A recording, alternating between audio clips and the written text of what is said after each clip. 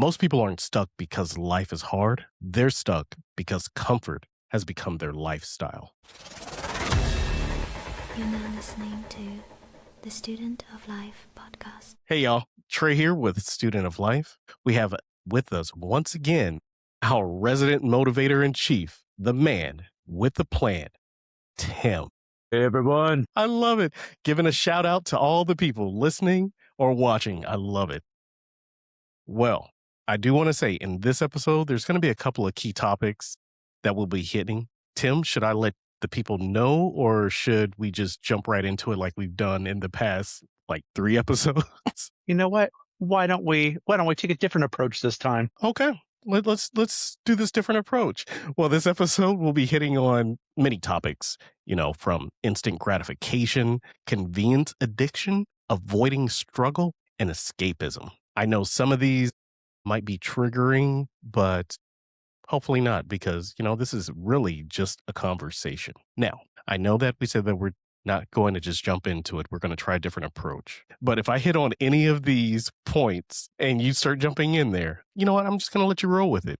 Because in this episode, it's all about how your comfort is actually killing you. So things like avoidance, the convenience addiction phenomenon, fear of discomfort, lack of resilience, mental softness, and growth through pressure. Now, when I'm talking about mental softness, everybody talks about mental toughness. You got to have some mental fortitude. You have to have that toughness. But mental softness, that's actually counterintuitive, right?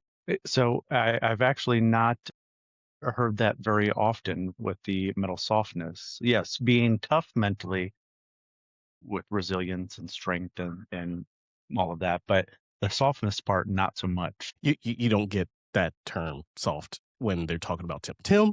Tim is one hard, mentally strong, hard person. But that's what I'm saying. So you haven't heard that term mental softness because it's the opposite side of it, right? And I don't think that most people really realize that that's probably where they're in, is that mental softness phase. So yeah, we're going to definitely talk about that when we get into the nitty gritty of things. But here's my question to you, my true question. And this is where we can go back and forth because I know you're itching. You're itching to get into it. Do people fear failure or discomfort? Ooh, I think that's an equal 50-50 of both right there. I think there's individuals that fear both the discomfort of things in life, but I also think that it could go the other ways equally too. So I think that starting with the discomfort, most people don't want to they don't want to get out of their comfort zone. They don't want to do something that's not familiar to them. And that's so many different things. I mean, you see that with even foods, as something as simple as that. People don't want to try new foods or experiment with new delicacies per se. Like if they go travel somewhere, you could be on a cruise and land on an island somewhere and get off and you see something. Oh yes, this is our local dish here. I don't know, I'm used to primarily sticking with A, B, and C. I don't know how this is going to do with me, so they may avoid that. Same thing for stuff in school or relationships, just so many different things. They want to stick with what's been known to them for so long and what they've built that repetitive pattern with. Because, as soon as something pushes them outside of their comfort zone, even slightly, things go awry. They might panic. They might, it's endless. So I think, that discomfort touches a lot of different areas in people's lives. Discomfort. Wow. So it's crazy that you went with discomfort, or actually you said that it could be both equally. And I don't think that personally, I don't believe that it can be equal. I think that most people will fear failure.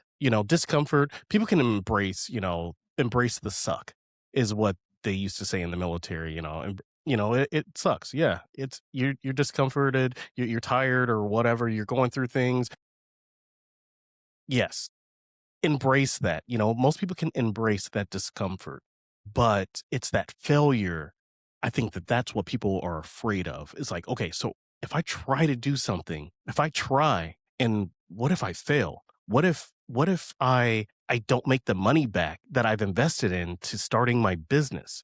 What if, I try to go for something, as an artist and my parents told me not to do this and I should have taken a safe job, and then now I'm letting them down and I'm seeming like a failure to them, so they won't even try.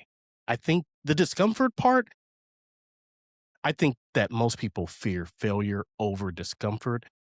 But I hear what you're saying too, that it could, be a little bit of both. But I think that more people fear failure than discomfort. What's your, I mean, do you So on agree or the not agree? failure, well, so on the failure front, let's take into account,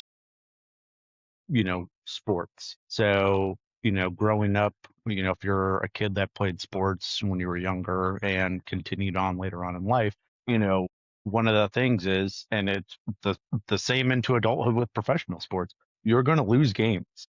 You're going to strike out. You're going to get sacked if you're a quarterback. The things are going to happen to you. And those are all different types of failures, how you look at it. And I think it's how you're taught to handle those types of failures. Because, yes, you have business failures, you have failures when it comes to, financial decisions or, taking that jump into a career that, think is going to be the best thing for you and your continued path of success forever. But I also think there's those smaller levels of failure that we need to focus on as well too, of, looking at going through school. Okay, I didn't get an A on this paper, I got a C or I got a B. In some people's mind that is a failure. And I really think it stems and it starts with how, failure is taught to you from a very young age, because I try and teach both of the boys, who play sports, you're gonna lose. You're playing a. No, they're not. No, they're not. No, they're not. They will win. They will always win as long as they put in the effort. Maybe not so always win. Whatever. so and that's the thing is there I've seen it, throughout time with other coaches and other parents, and they strive for that perfection.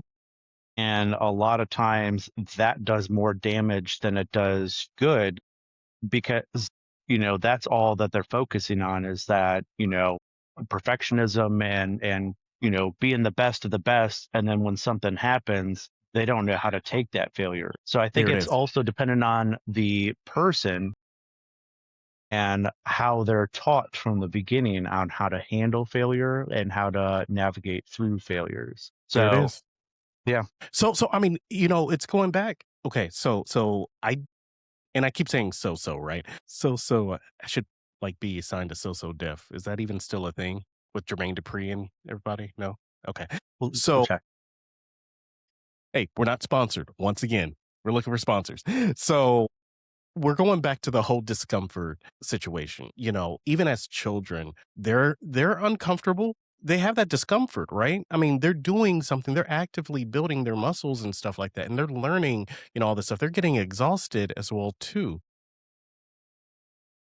But they're willing to go through that and push themselves. But that fear of failure or how to deal with it, if they're not taught that, then yeah, they're going to have that fear.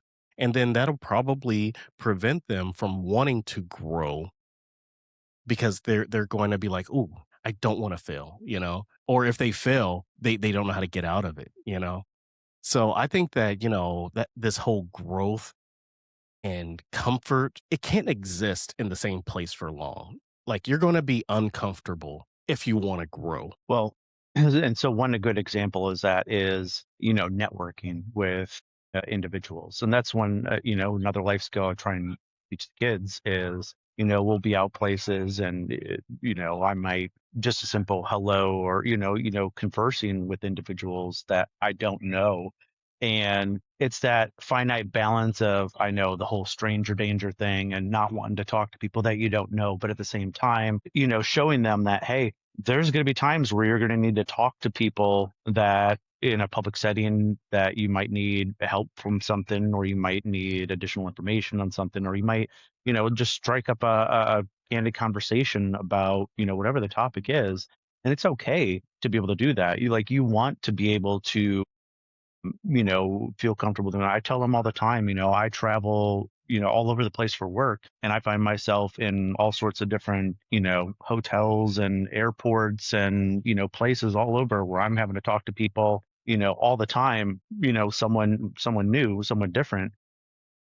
So you have to, I think it's a two-faced or a two-pronged approach. It's, you have to be able to not be uncomfortable talking to people that you don't know, because that helps you be successful in life, because you're going through job interviews, you're going to, it's applicable to everything in life. And if you're not willing to step out of your comfort zone for certain things, you may end up failing at something else because of it.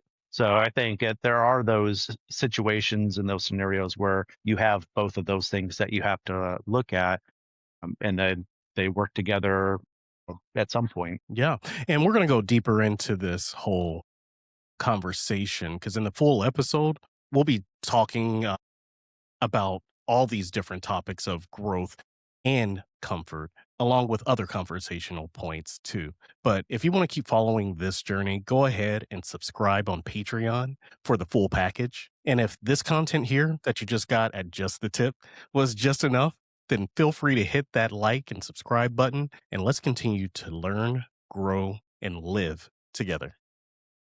We're going to go ahead and take a break.